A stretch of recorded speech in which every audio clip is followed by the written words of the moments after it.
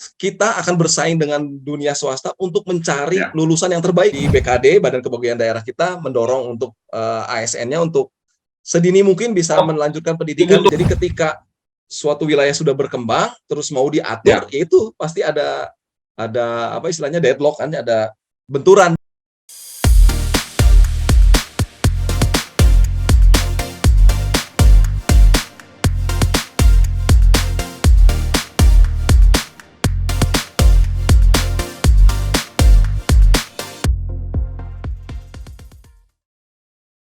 Kang Aris Budiman, seorang ahli profesional di bidang perencanaan dan statistik, menjadi pembicara di podcast Cinta MIPA kali ini. Pendidikan Kang Aris mencerminkan komitmen pada keunggulan akademik dan pembelajaran yang berkelanjutan. Kang Aris menyelesaikan pendidikan dasar dan menengahnya di Cimahi dan melanjutkan pendidikan tinggi di bidang statistika di Universitas Padjadjaran. Selanjutnya, ia meraih gelar Magister Perencanaan dari The University of Adelaide dengan fokus pada manajemen data dan pengembangan sektoral. Sepanjang karirnya, Kang Aris Budiman telah mengisi berbagai posisi penting di lembaga pemerintah, memberikan kontribusi besar dalam perencanaan dan pengembangan daerah. Ia memulai karirnya sebagai CPNS di Bapeda Provinsi Jabar dan terus meniti karir di berbagai jabatan, termasuk di Biro Administrasi Pembangunan Setda Provinsi Jabar dan Dinas Perhubungan Provinsi Jabar.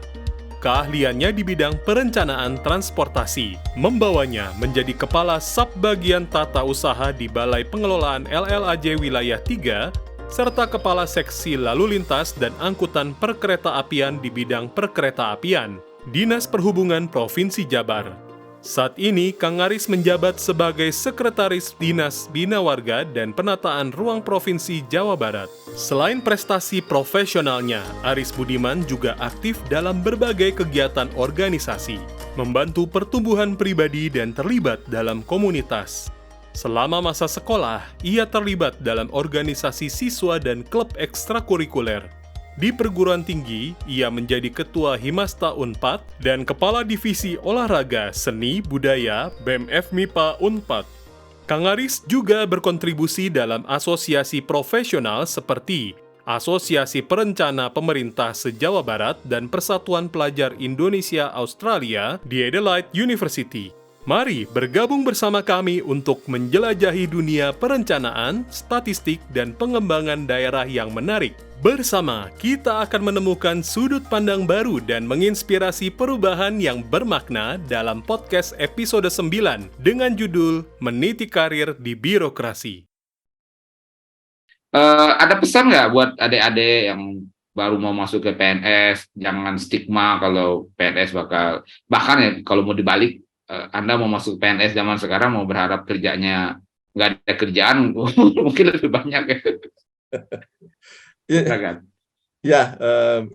Begini kan Andra ya. Jadi memang betul sekarang sudah terjadi reformasi terkait dengan ASN mulai dari rekrutmen begitu ya. Jadi sekarang kita akan bersaing dengan dunia swasta untuk mencari lulusan yang terbaik, Kang. Dan itu sudah jadi rencana kebijakan kita nih. Kita siap bersaing dengan swasta untuk mengambil fresh graduate gitu yang terbaik yang paling atas ya.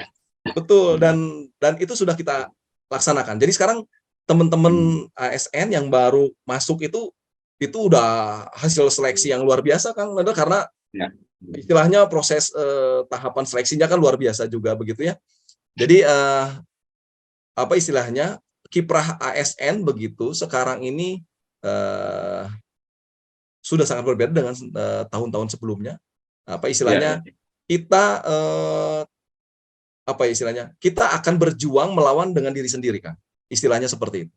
Jadi kalau dulu mungkin kita masih dengan teman atau rekan kerja ya istilahnya untuk mendapatkan posisi yang terbaik, untuk bisa menyalurkan passion kita, menuangkan ide-ide kita. Tapi kalau sekarang kita berjuangnya melawan diri sendiri. Jadi kalau kita tadi punya kemampuan dan kemauan untuk bisa berkinerja dengan baik, itu sudah sangat cukup untuk bisa jadi modal.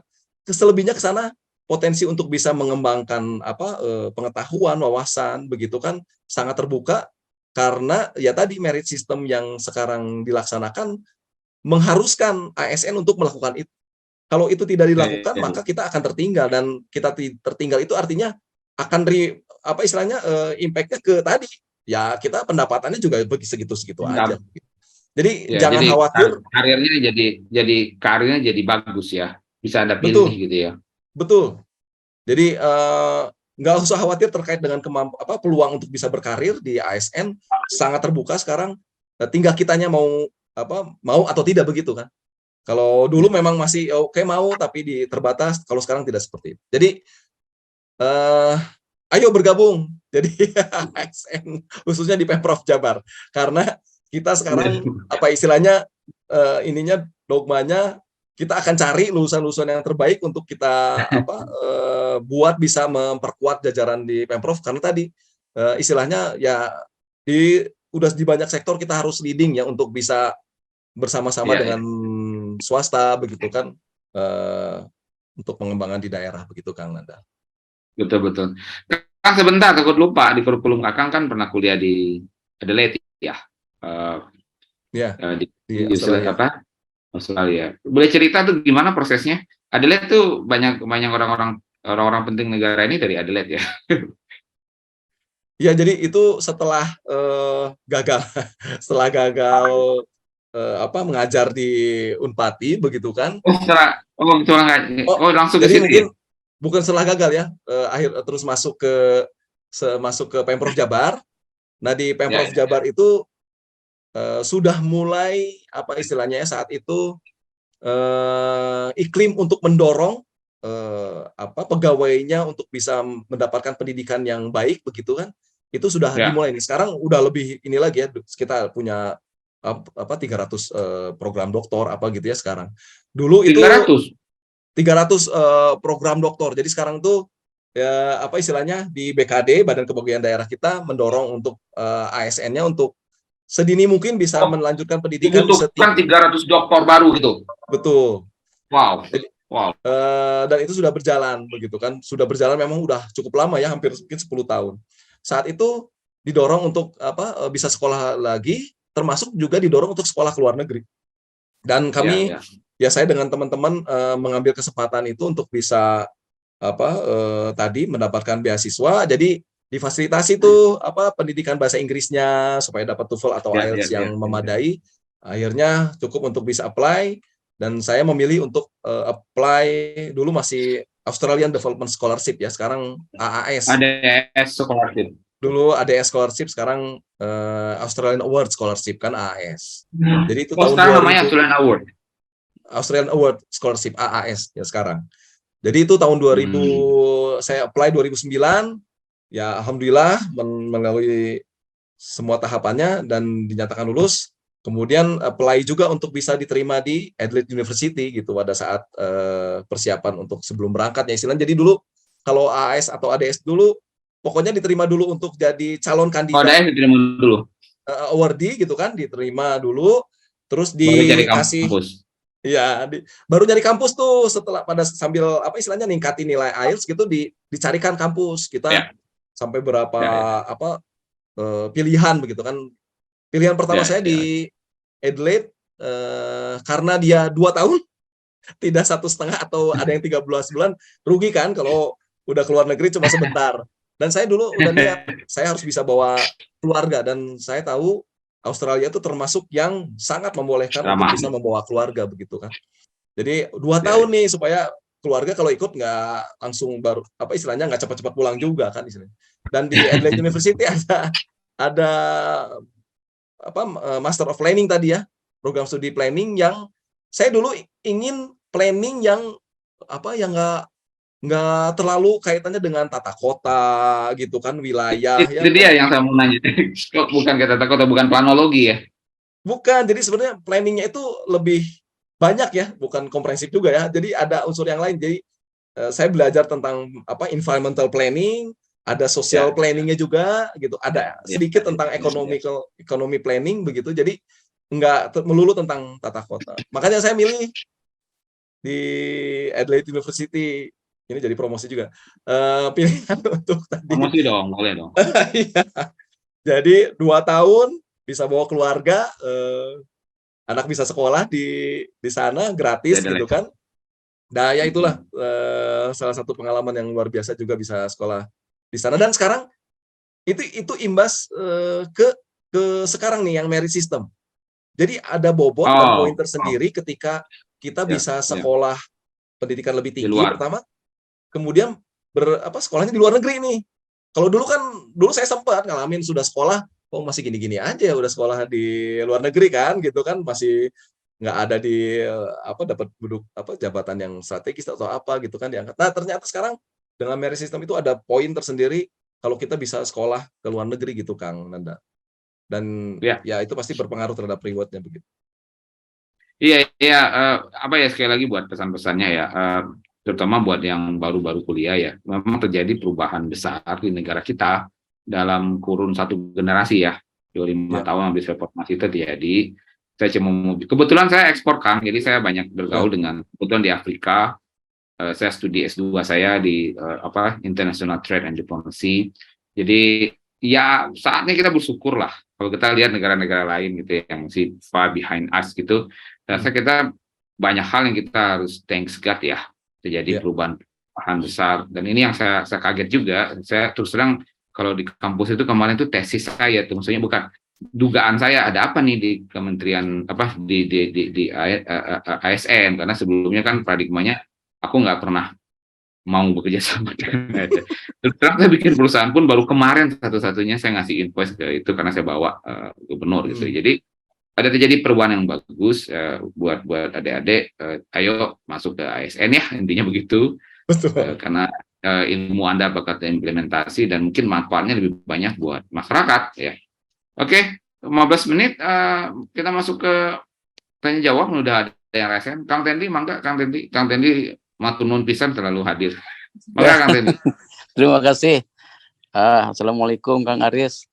Salam. Waalaikumsalam warahmatullahi Aduh, Kang sudah Tendi. lama dulu pernah sama-sama di Klat Perencana nih dengan beliau. Oh, satu alma mater diklat ya.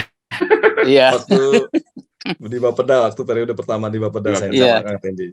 Ya. Kang Aris, saya mau tanya mungkin ini mewakili audiens yang lain juga ya. Jadi ini kan dinasnya tata ruang ya Kang Aris ya. Tata Ya. ruang ya. Yang ingin saya tanyakan ini mungkin lebih ke aspek keinginan tahuan gitu ya. Jadi kalau ada suatu wilayah gitu ya, wilayah akan ada suatu pengembangan wilayah gitu ya. Ya. Nah, apakah dibikin RUTR-nya dulu atau langsung aja gitu dihajar aja gitu?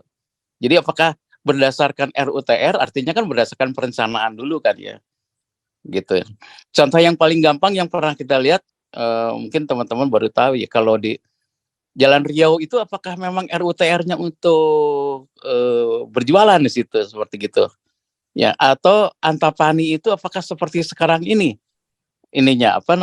kejadiannya. Nah, ini kan masalah RUTR kan ya. Segitu mungkin itu aja Kang Aris, saya ingin tahu aja. Terima kasih. Langsung Kang Nandar ya. Monggo. Ya. Pertanyaannya dalam itu. Ya. Siap, Kang Tendi ya, turun, Bang Tendi. Jadi sekarang itu dengan setelah Undang-Undang Cipta Kerja gitu, UCK dan turunannya, peraturan pemerintah yang juga mengatur terkait dengan tata ruang gitu kan, maka kita di daerah harus merevisi seluruh RT RW baik yang ada di provinsi maupun yang di kabupaten kota. Rencana tata ruang wilayah dia ada di provinsi dan kabupaten.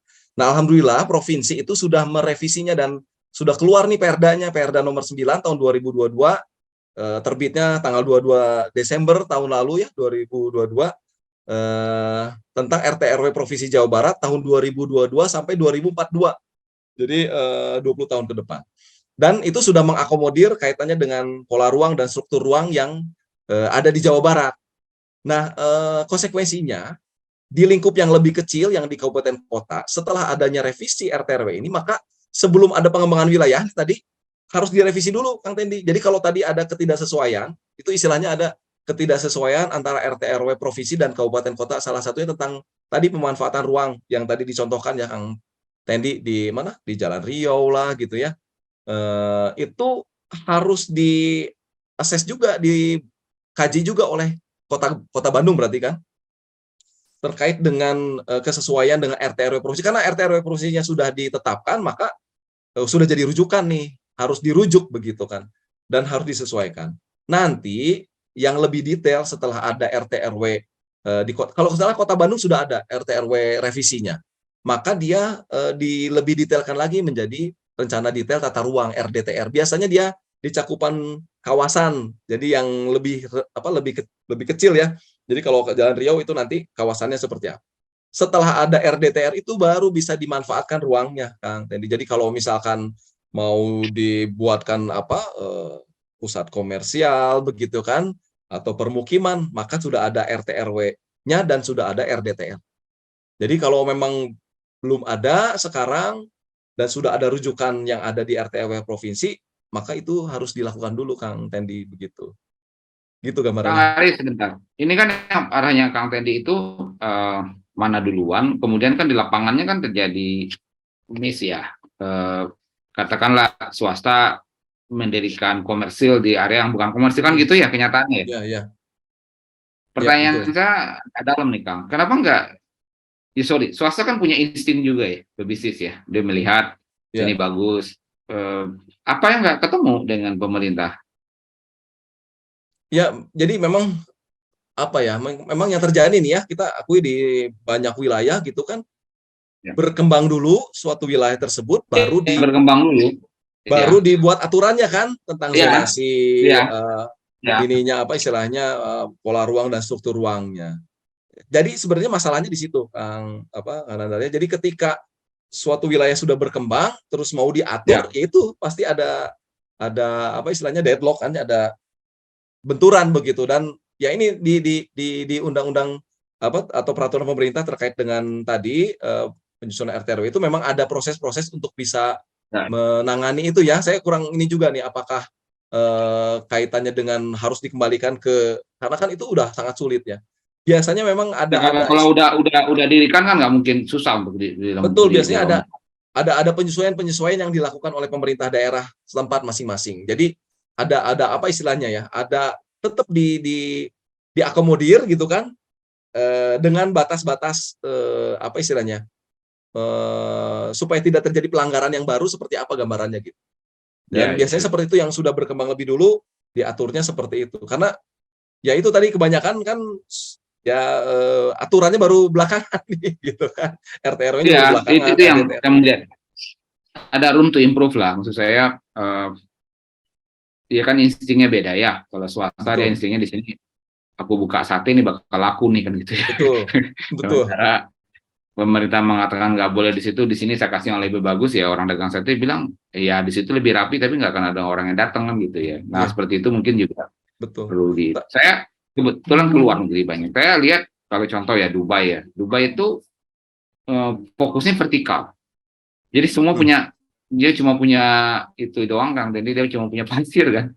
Tapi setiap tahun kita datang itu dia mengembangkan, itu menurut saya ya itu sangat hemat. Jadi satu gedung itu cuma berapa ya, satu gedungnya kimia lah gitu ya, tanahnya itu ya, gedung Iya. D5 itu ke atasnya bisa 19 lantai, dan saya hitung manajemennya, tanya-tanya lu handle berapa nih, wah sini 300 apartemen katanya, 300 apartemen gitu ya. Jadi sangat efisien, kemudian sebelah lagi 300. Dan tapi kembali 10 tahun lalu itu tuh benar-benar pasir dan pasir.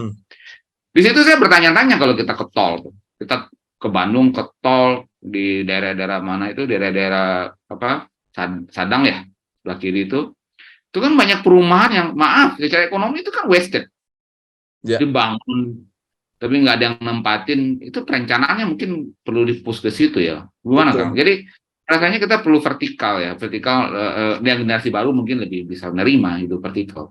Mulai nggak ada itu kan habit hidup yang berubah. Orang Melayu disuruh vertikal itu sebenarnya agak rumit gitu ya. Ada nggak itu faktor-faktor perubahan psikologis itu masuk ke perencanaan? Kalau sekarang untuk di wilayah perkotaan, kaitannya dengan kebutuhan pengembangan permukiman begitu ya, sudah tidak sifatnya horizontal, Kang Dandar ya. Jadi itu sudah pasti akan vertikal untuk di kawasan perkotaan, apalagi di metropolitan Bandung Raya ya. Jadi bahkan yang dikelola oleh pemerintah provinsi pun dia sudah vertikal nih. Makanya kita mengelola yang sekarang disebut rusunawa atau apartemen transit gitu, yang ada di Ranca Ekek. Kalau lihat tuh ada berapa blok rusunawa di sana. Terus di Batu Jajar ada, di Ujung Berung ada, di Solokan Jeruk juga ada. Itu sudah vertikal karena memang sudah sangat terbatas. Dan istilahnya kalau sekarang masih ada yang istilahnya mengajukan izin untuk bisa tadi permukimannya masih horizontal, itu saya yakin harusnya akan semakin sulit begitu kan, semakin sulit. Karena sudah pemanfaatan ruangnya sudah sangat terbatas. Jadi makanya ke depan memang kita mencari lokasi-lokasi baru untuk bisa untuk yang disediakan oleh pemerintah ya, untuk permukiman yang sifatnya nanti vertikal begitu. Dan yang memang yang terjadi sekarang tadi karena mungkin ya, saya juga kurang tahu dulu masa aspek perizinannya ya, sudah terjadi dulu gitu kan, baru mau diatur nih ya, itu yang memang sulit begitu. Itu ada room to improve. Betul. Ada room to improve. Kang Bucah, mangga resen Kang Bucah. Satu angkatan kayaknya. Atur nuhun Kang Dandar. Assalamualaikum. Kang Aris. Waalaikumsalam. Kang Bucah. Alhamdulillah bisa ketemu nih meskipun online ya. Ya. Kang, ini menarik nih, satu perihal ASN. Saya agak terkejut nih terus terang, luar biasa dengan merit system tadi ya. Ternyata di Pemprov itu sudah dengan merit system ini sehingga karir itu bisa sesuai dengan usaha lah ya, usaha sendiri, nggak seperti dulu. Meskipun saya dengar mungkin di kabupaten kota ini masih banyak yang belum ya, Tapi itu bisa jadi percontohan ya. Selamat lah untuk Pemprov Jabar. Nah, yang kedua ini karena tadi bicara tentang tata ruang ya, ini karena menyangkut bisnis saya ini tentang perumahan.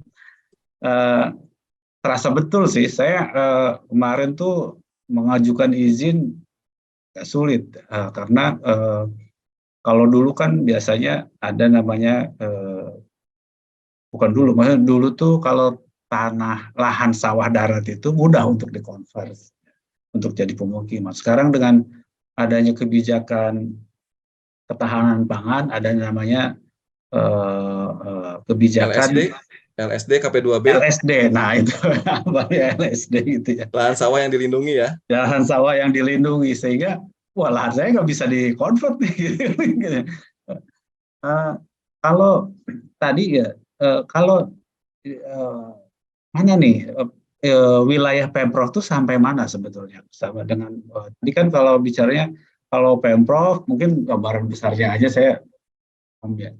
Kemudian kan detail tata ruangnya baru di tingkat kabupaten.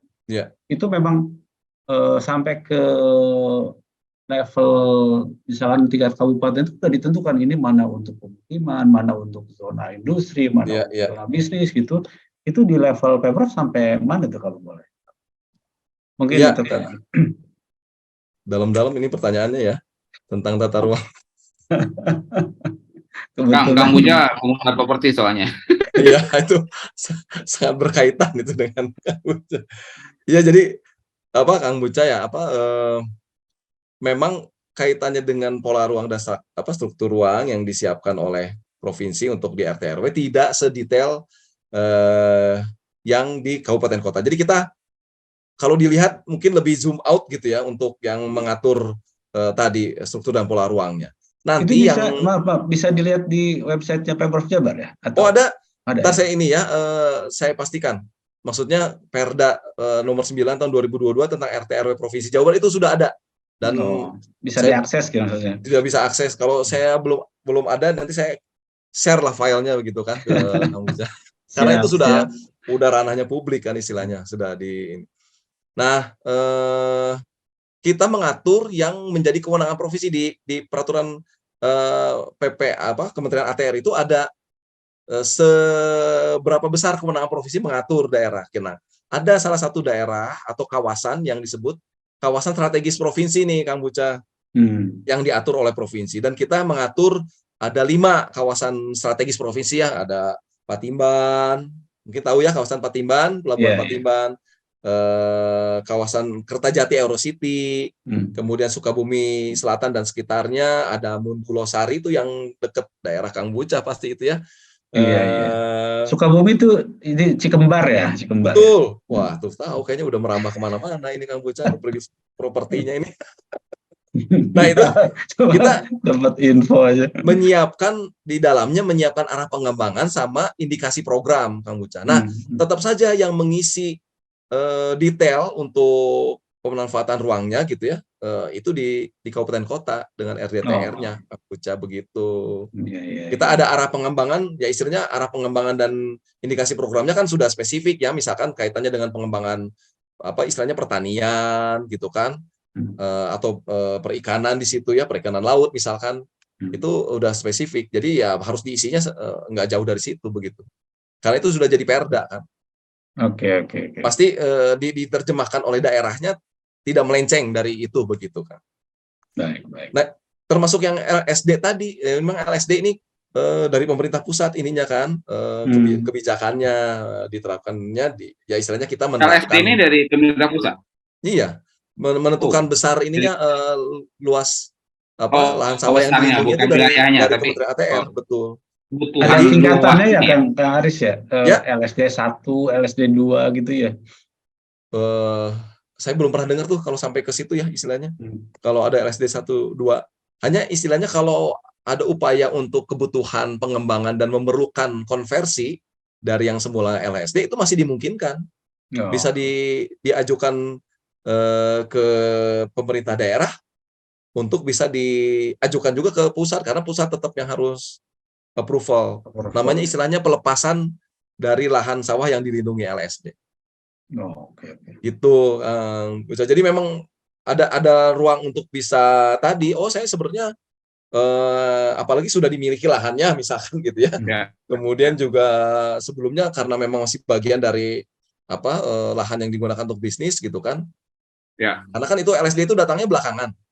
Pada saat pada daerah menyusun rencana tata ruang wilayahnya masing-masing. Nah, itu ada proses yang dimungkinkan. Jadi tidak wah itu nggak bisa dikonvert gitu ya.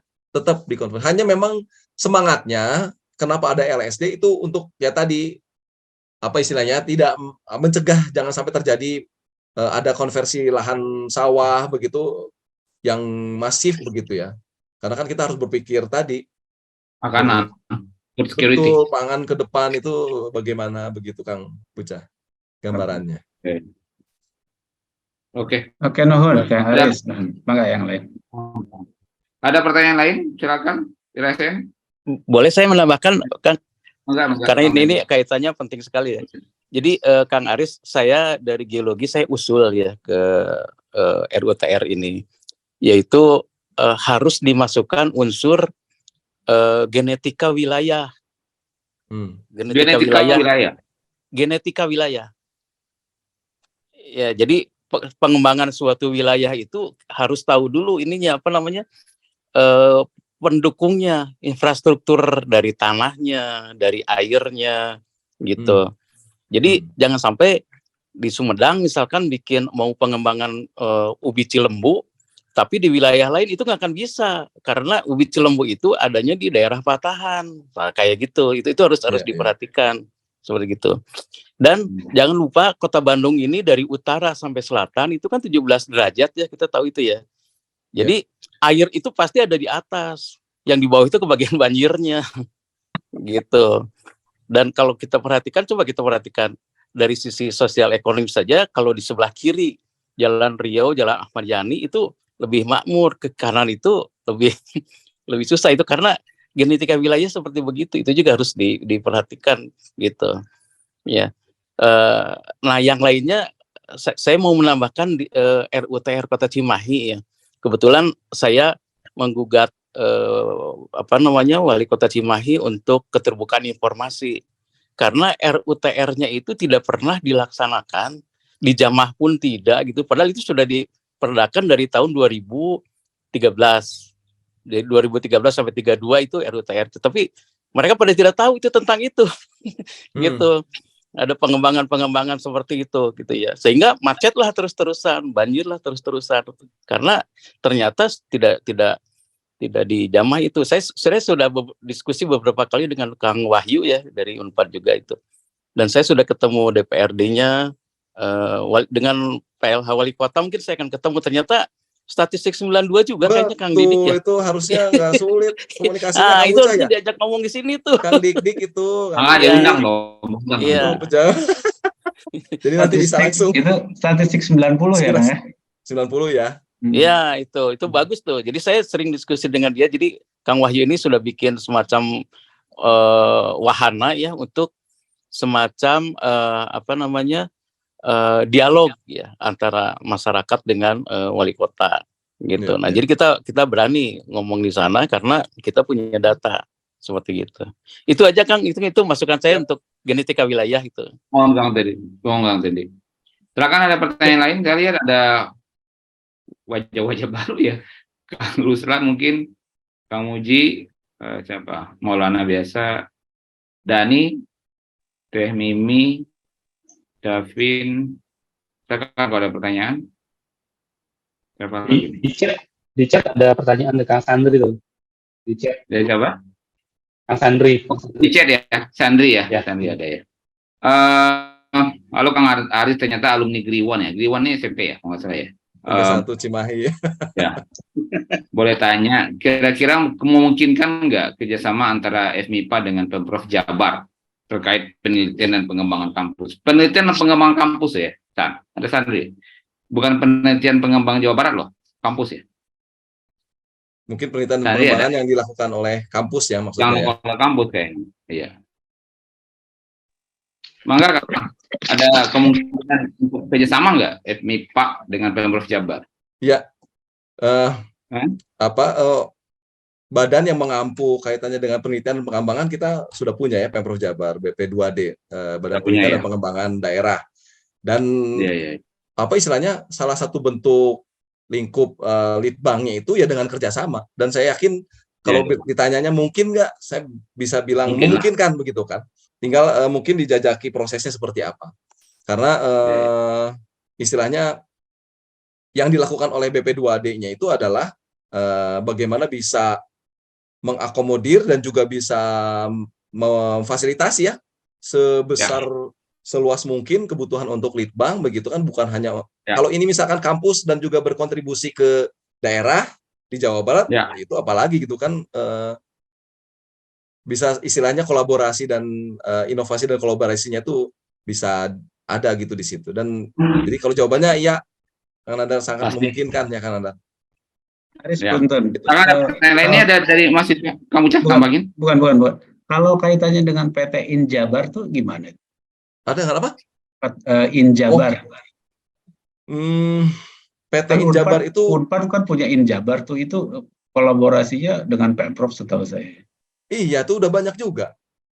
Yang saya jadi Injabar itu banyak dilibatkan di kaitannya dengan khususnya kemarin yang kait untuk pemulihan ekonomi daerah ya. Kang Wijaya, kalau yang saya tahu kemarin terlibat banyaknya itu kaitannya dengan pemulihan ekonomi daerah. Itu Injabar involve itu mungkin ada kerjasama yang juga secara khusus dengan Pemprov Jabar, tapi saya kurang paham dengan sektor mananya nih yang di Injabar itu. Iya, karena kan itu tentang kebutuhan untuk pemulihan ekonomi daerah. Jadi kalau ini kaitannya mungkin dengan MIPA kali Kang Sandri ini. Kita nanti realisasikan lah. Itu bagian di divisi saya ya Kang Sandri. Kemitraan dengan kampus. Kang Sandri ini mengingatkan kayaknya, remind. Oh iya, Kang Ruslan tuh. Kang Ruslan ada tambahan, Kang Ruslan? Enggak, Abdi tadi nyimak ini pembicaraannya Kang Aris, luar biasa Kang Aris. Janten nambah wawasan kamu Abdi ya. Salah atas nama kami kalau statistik sebenarnya kan ya kan bisa masuk kemana aja sebenarnya gitu.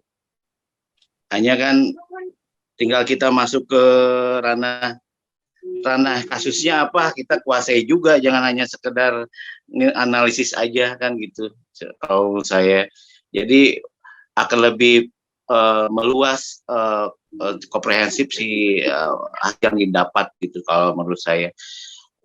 Mungkin teman-teman yang baru mau masuk gitu ya bisa masuk kemana aja juga bisa, termasuk PPKD itu kan dipakai statistik juga semua gitu kalau menurut saya. Hanya kan tergantung kitanya mau masuk ke kasusnya, kuasai dulu kasusnya juga, jangan hanya sekedar menganalisis aja terus kita tidak memberikan kontribusi secara komprehensif gitu. Tapi Kang Aris luar biasa, saya kangen banget nih, biasa teman S1 S2 nih bareng tempat di gendong. Di mana? Aktivitasnya di mana? Abi Pak di Kendari Pak, sama tuh Kang Aris di Patimura ya, saya di Kendari Pak. Ya halo oleo Kang Nandar. Halo. Sedampar, Kang Aris kita sedampar. Dekan FMIPA ya, Ruslan? Wow. Atau Dekan FMIPA, ngadekan batur. Ngadekan batur. Ya. Oke. Nuhun Pak, Atau non ya. Makasih ya jadinya jadi ada reuni juga ya. Silakan kalau nggak ada pertanyaan lagi saya tutup. Cukup ya. Jadi kalau dari saya mungkin ini yang pertama Kang dari birokrat tulen ya, bukan satu, politisi. Mungkin bisa jadi penarik juga. Jadi yang merit system itu sekarang 2 tahun ini kita mungkin ini di swasta udah biasa ya. Jadi kita ada program yang dilaksanakan oleh BKD ininya ya, pengampunya. Itu Employee of the Month atau pegawai berkinerja terbaik setiap bulan. Udah ada ya? Betul. Dan itu sudah 2 tahun berjalan. Rewardnya itu kalau juara itu dapat TPP 1 bulan penuh. TPP apa? Tunjangan tambahan penghasilan ya. Jadi tunjangan kinerja daerah lah, TKD, tunjangan kinerja daerah. Jadi itu, dan sekarang ada inovasi lagi di Employee of the Month ini. Jadi kalau dulu ya yang juaranya aja dapat, tapi sekarang ada 3 tahap. Kalau lolos di tahap yang pertama dia dapat 25 atau 20% ya, 20% dari TPP. Tahap yang kedua itu jadi 45%. Tahap ketiga 75 dan terakhir 100%. Jadi peluang untuk dapat istilahnya rewardnya itu besar. Tergantung kita nih istilahnya mau ikut.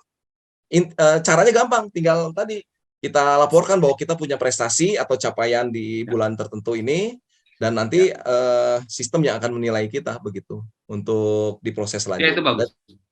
Bagus banget ini. Selain dapat reward itu juga makan malam dengan Pak Gubernur yang pemenangnya. Gitu ya. Tapi TPP-nya tuh yang pasti sangat menarik. Ya. Itu buat reward itu bukan sekedar uang, itu bagus. Karena saya kuasa juga pernah dapat itu Employee of the Month konsep 2 kali atau 3 kali gitu ya. Itu lumayan membuat senang gitu ya. Betul. Ya, kalau dapat reward sampai angka segala macam bagus ya, karena dulu saya cuma dapat reward kayaknya nggak ada uang gitu. Ada sertifikat ya. Iya, ada sertifikat, terus penilaian kenaikan pangkatnya lebih mudah gitu lah ya. Oke. Saya rasa itu ya, kita 1 jam nih, udah 21.15. Kang Aris makasih banyak ya. Ini yang pertama dari benar-benar dari karir awalnya dari pemerintahan ya. Izin saya simpulkan buat yang angkatan kita gitu ya, 40-an, angkatan 90-an itu memang paradigma terhadap PNS mungkin dulu beda. Nah, sekarang saya tahu kita, dan ini dikonfirmasi oleh Kang Aris, terjadi perubahan yang cukup besar, sangat besar mungkin dari hal enumerasi, kemudian tentang kinerja, kemudian perencanaan. I think it's a good career for you. Okay. Kedua, tadi yang kita lihat tadi bagaimana Kang Aris memanfaatkan ilmu beliau dari statistik di situ, karirnya bagus ya, bertahan kenaikannya bertahap dan jelas gitu ya. So adik-adik yang mau PNS, mangga, ini udah bagus banget. Bagus banget. Sorry, satu pertanyaan, yang kayak swasta yang mau nyebrang PNS bisa nggak? Bisa, sangat bisa. Asal Pada umur ya maksimal sekarang berapa? memang ada batas usia memang ya, batas usia.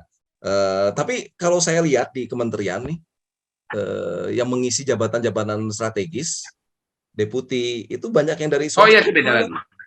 Ya kan itu hanya Iya, itu kalau di beda. daerah Maksudnya saya belum. jabatan iya, iya. Kalau Betul, itu jabatan kan banyak ya. fungsional itu udah lama ya. Ya, Kalau jabatan fungsional. kalau sekarang Jabatan yang fungsional. sangat memungkinkan itu dulu kita punya jabatan fungsional atau struktural kan gitu ya. Nah Ya, sekarang itu struktural bisa, tapi yang politis lah. betul. Nah sekarang itu bisa diagonal. Jadi kalau yang rekan-rekan yang dari awal jabatan fungsional terus ingin struktural atau secara sistem di apa istilahnya diusulkan secara struktural itu sangat mungkin. Jadi dia jafung tiba-tiba diminta untuk mengisi jabatan tertentu ya sebagai pejabat struktural, itu bisa dilakukan. Atau sebaliknya yang udah fungsional udah struktural, aduh saya ingin jadi jafung aja deh. Dia bisa resign dan pindah ke jabatan fungsional. Jadi sudah seperti itu juga Kang ininya, inovasinya, bentuk perubahannya begitu. Jadi tidak sakal kalau dulu kan kalau udah struktural ya struktural aja gitu ya, kalau fungsional ya udah nggak bisa kemana-mana lagi gitu. Tapi kalau sekarang tidak seperti itu begitu Pak. Iya, iya. Ya, memang kalau dari posisi dirjen segala macam itu udah berlaku cukup lama ya, dan itu memang udah bagus ya. Saya rasa itu aja dari kita, Kang Aris, atau nuhun pisan udah datang, udah memberikan pencerahan di sini. Makasih banyak. Mohon maaf atas banyak segala kekurangan dari saya. Makasih. Assalamualaikum warahmatullahi wabarakatuh.